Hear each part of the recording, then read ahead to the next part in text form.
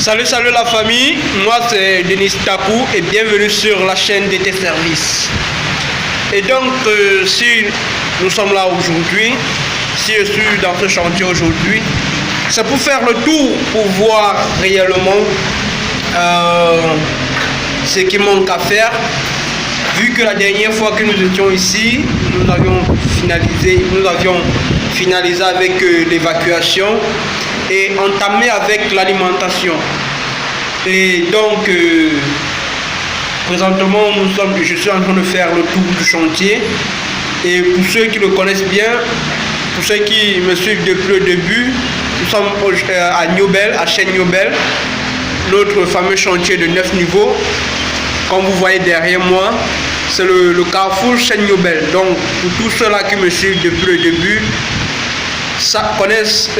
j'ai déjà eu à leur présenter ce chantier de Chaîne Niobel de 9 niveaux. Et donc, si je suis là aujourd'hui, c'est pour faire le tour des différentes pièces restantes. Parce que là, c'est 9 niveaux. Et j'en ai déjà terminé avec 7. Donc, il en reste plus que 2.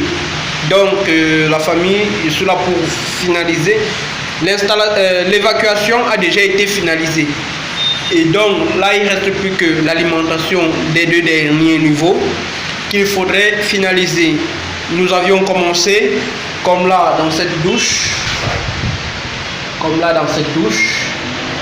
Nous avions finalisé avec les travaux d'évacuation. Là, nous sommes sur les travaux d'alimentation. Comme vous pouvez le voir, au froid, au chaud, la tuyauterie est en PPR. Comme vous pouvez le voir, comme vous le voyez si bien. Donc, la famille, nous allons faire le tour du chantier. Nous allons faire le tour des différentes pièces restantes. Et après, nous pourrons conclure, voir ce qu'il faut, ce qui reste en magasin et ce qu'il faudrait automatiquement. Donc, c'est le but de ma venue. Et bien après, je ferai un devis que j'envoyerai à mon supérieur pour que lui vérifie et par la suite, il envoie au Gambos, qui est le propriétaire de la maison. C'est comme ça que ça se passe. Et donc, la famille là, vous voyez là, nous sommes dans la seconde douche. Installation d'alimentation d'eau froide, d'eau chaude, en tuyau PPR. Vous savez, une fois que nous allons terminer avec cette installation, nous allons prendre le soin de mettre notre tuyauterie sous pression d'eau pour permettre à ce que nous puissions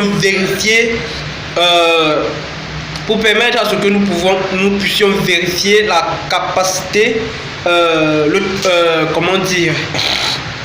pour pouvoir vérifier le travail, pour pouvoir vérifier la qualité du travail en fait. Donc c'est un peu ça. C'est pour cette raison que nous allons mettre les tuyaux sous pression. Parce que si nous ne mettons pas nos tuyaux sous pression et que un technicien vient, un maçon, et que par erreur il perce les tuyaux et que bien après nous venons en installant l'eau, en mettant les tuyaux sous pression, nous constatons qu'il y a une fuite, c'est à nous de gérer le problème. Et vous savez que lorsqu'on embellit déjà une maison au point de mettre les carreaux et tout, vraiment c'est compliqué. Donc c'est pour cette raison qu'il est préférable de prendre tout en considération depuis le début. Donc en mettant les tuyaux sous pression, nous fuyons le risque d'une quelconque fuite à l'avenir. Donc c'est un peu ça. Un peu comme dans notre chantier récemment, dans notre chantier de Bonapriso, où nous avions fait l'installation et par la grâce, nous avions mis les tuyaux sous pression. Après avoir terminé avec l'alimentation, nous avons directement mis les tuyaux sous pression et quelques semaines après, on nous appelle que le maçon a percé un tuyau dans la maison et il y a des fuites. Il y a une fuite à venir rectifier avant qu'on ne place les carreaux. Imaginez que le tuyau n'était pas sous pression. Ça veut dire qu'il allait percer comme ça et passer dessus. Après être passé dessus, il allait mettre ses carreaux tranquilles, il allait tout faire tranquille. Et lorsque nous viendrons bien après pour mettre les tuyaux sous pression, nous allons constater qu'il y a une fuite. Et cela, la faute à qui? Au plombier. C'est de la faute du plombier. Parce que ça, c'est le travail du plombier.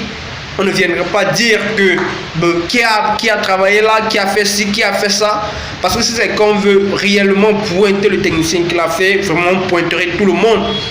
Vu que c'est le travail du plombier, que c'était à lui de bien faire son travail, donc après avoir terminé l'installation, il devait mettre le tuyau sous pression et qu'il ne l'a pas fait. Et pourtant, il avait la possibilité de le faire parce que là, c'était une maison déjà qui avec son compteur d'eau, l'eau passait très bien. Nous l'avons fait et nous avions pu éviter parce qu'une fois que c'était percé, c'était visible. Une fois que tu perces un tuyau sous pression, c'est visible. Directement, ça se voit. Impossible de le cacher. Donc, c'est comme ça, nous sommes intervenus, nous avons réparé la fuite. Par contre, je prends l'autre cas de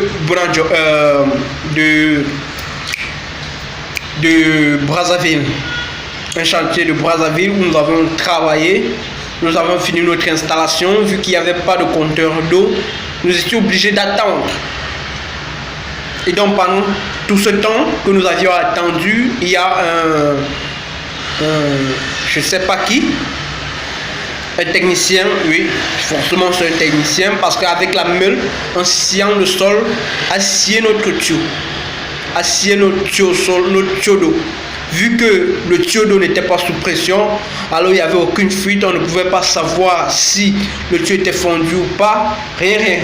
C'est lorsque nous venons bien après avec les compteurs et les différents matériels qu'il faut pour raccorder l'eau au compteur, là nous constatons que le tuyau a été fondu.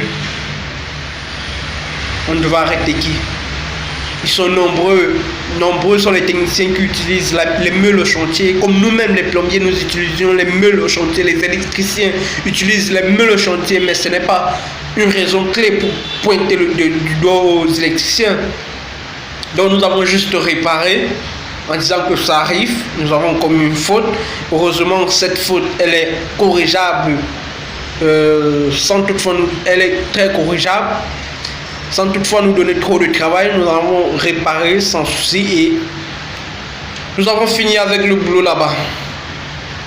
Dans la famille, c'est important. Si vous faites dans la plomberie, c'est important pour vous, après avoir terminé avec votre installation, que vous mettez votre tuyauterie sous pression. Parce qu'en mettant votre tuyauterie sous pression, vous êtes préservé. Parce que là, c'est bel et bien la preuve que votre travail est bien fait.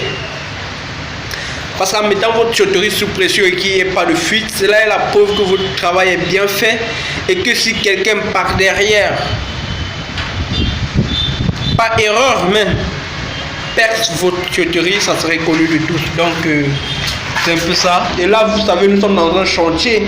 Et dans le chantier, il faut être très vigilant. Et lorsque tu négliges ton travail, sois prêt à en assumer les conséquences. Donc, je le dis pour vous mettre en garde, vous, la famille, et aussi, pour que vous fassiez très attention, parce que dans la vie, quand vous faites un travail, il faut être très vigilant, très pointilleux sur ce que vous êtes en train de faire, parce que si c'est que vous jouez avec ce que vous êtes en train de faire, vous allez le payer cher. Et dans la vie, il ne faut pas grand-chose pour payer les erreurs de nos actes. Donc faites attention, soyez vigilants, soyez très posés lorsque vous travaillez et surtout soyez rigoureux dans votre travail, parce que sinon tout le monde vous marchera dessus. Dans la famille, c'était la toute première vidéo que j'avais à vous faire aujourd'hui, à vous dire aujourd'hui. Et donc portez-vous bien, c'était Denis Takou de la chaîne DT Services. Du coup, restez connectés, nous sommes ensemble, je vous fais des bisous, portez-vous bien la famille.